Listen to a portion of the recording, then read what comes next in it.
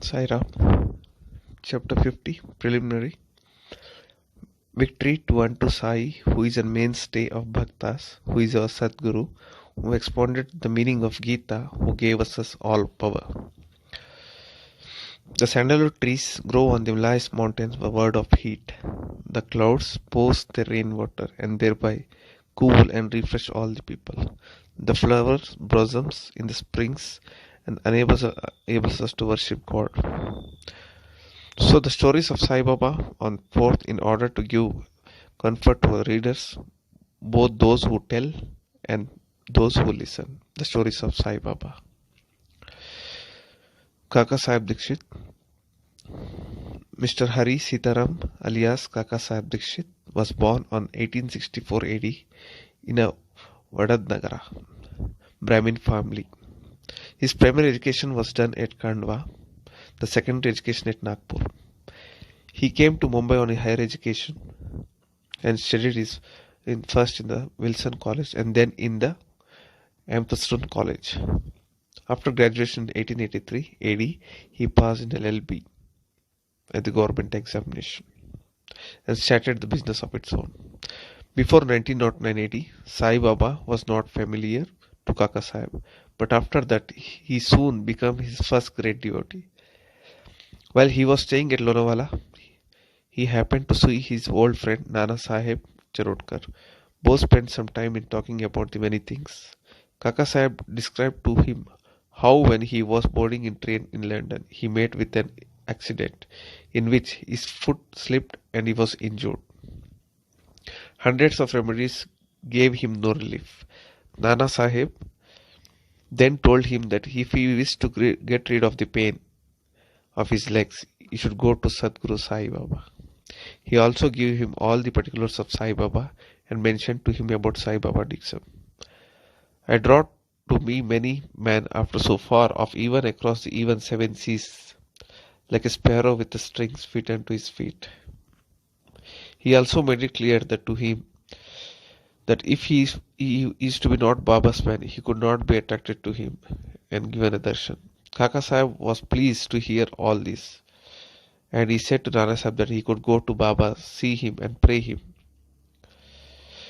After some time, Kaka Sahib went to Ahmednagar and stayed with Sirdar Kaka Sahib Mirorkar in the connection with securing votes for his seats in his Bombay Legislative Council.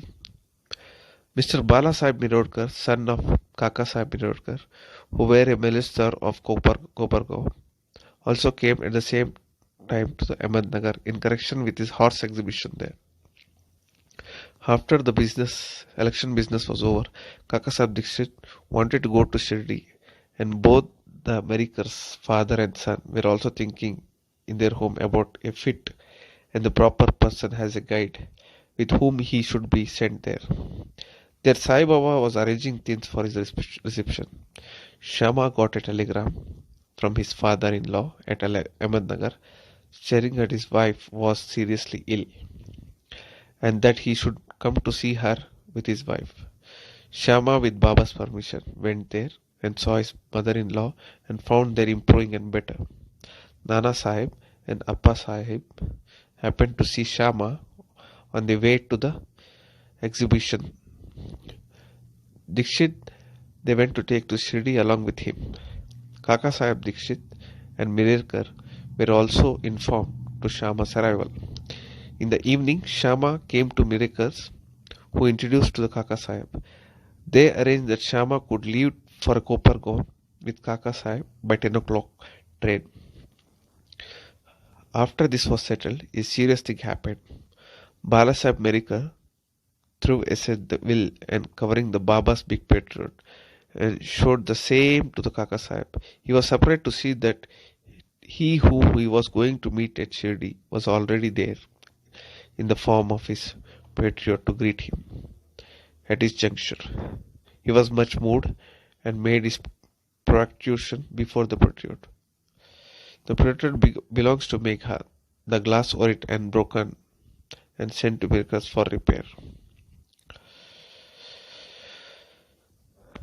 Before 10 o'clock, they went to the station and booked their passengers. But when the train arrived, They found that there was a second class was overcrowded, and the guard of the train turned out to be adequate of Kaka Sahib.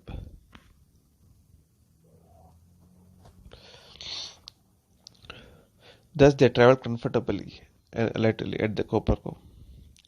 Their joy knew no bound when they saw the Nanak Rai Chirurkar, who was also a bond for Shirdi.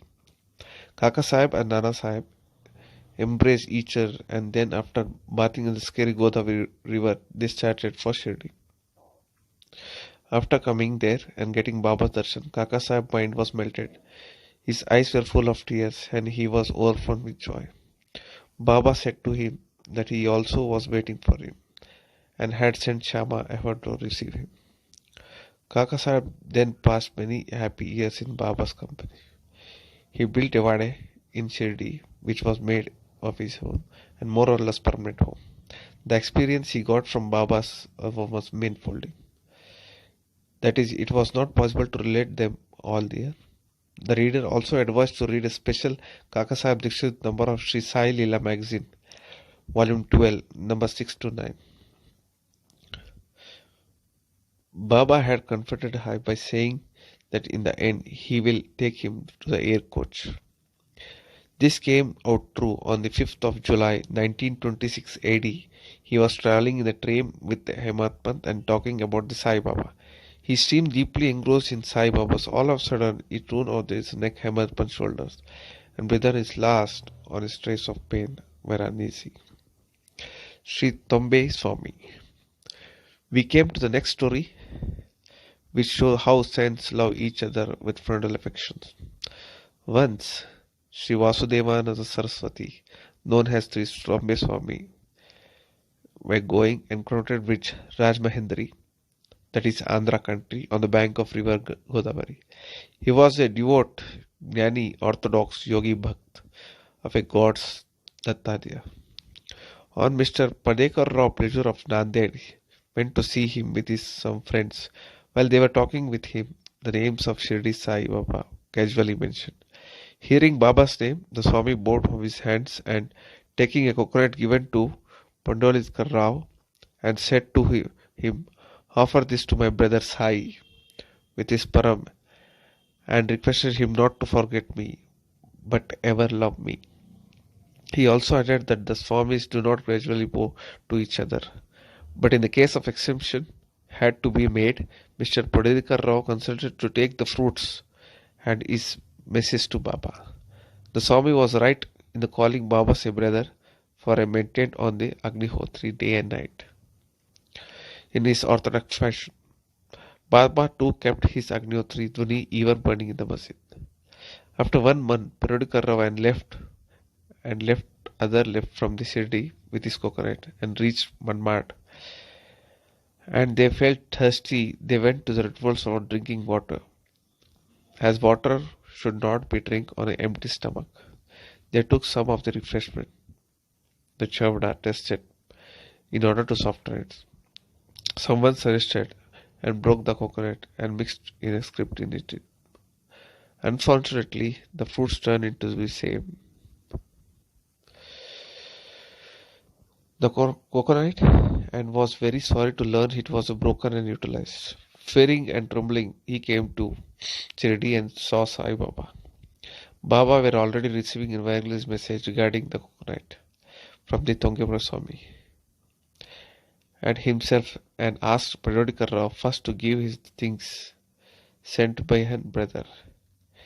He held Baba's feet, conflicted with guilty and negligence, repeated and asked for the Baba's pardon. He offered to give another fruit as a substitute, but Baba refused to accept it, saying that the worth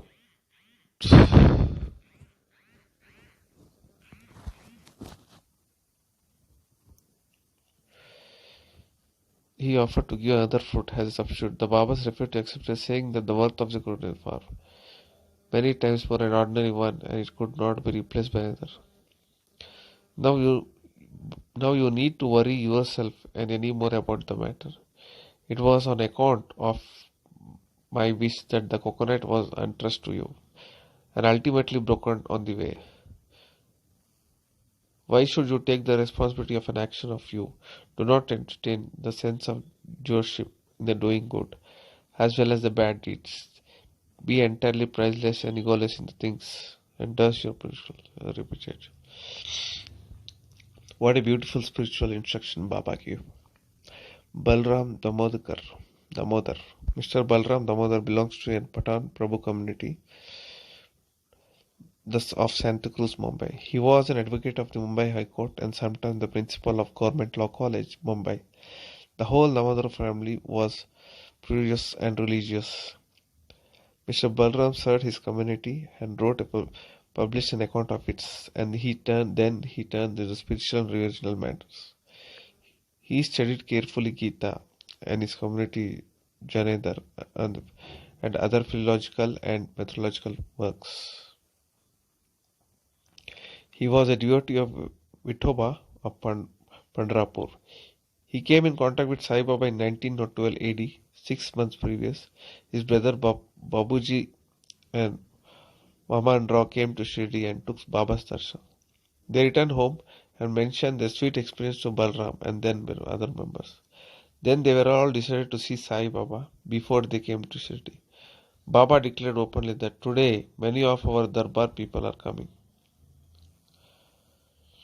The Damodar brothers were also astonished to hear his remark of Baba and others, as they had not given any previous intimation about the trip.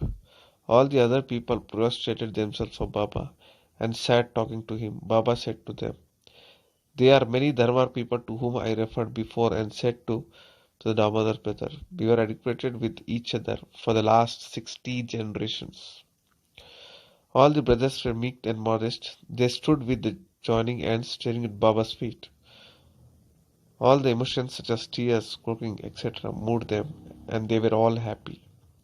Then they went for the lodge, took their meals, and after taking the little bit of rest, again they came to masjid. Balram sat near the Baba's massaging his legs.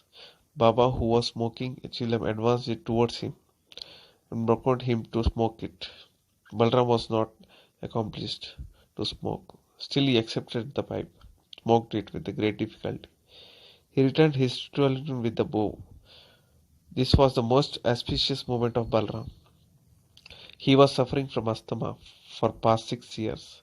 The smoke was completely cured of him. This is, he never troubled him again.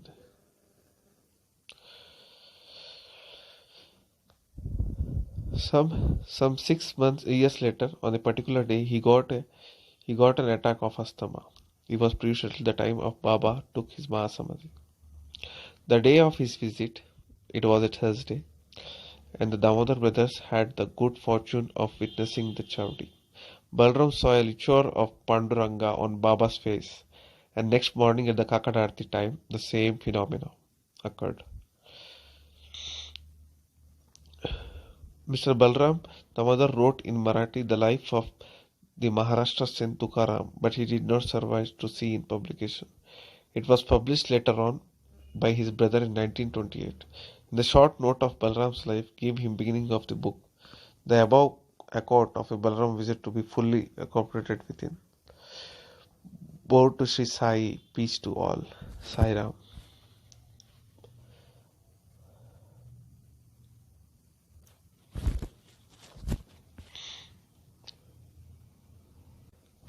Sai Ram. Chapter 50, Preliminary. Victory to unto Sai, who is a mainstay of Bhaktas, who is our Sadguru, who expounded the meaning of Gita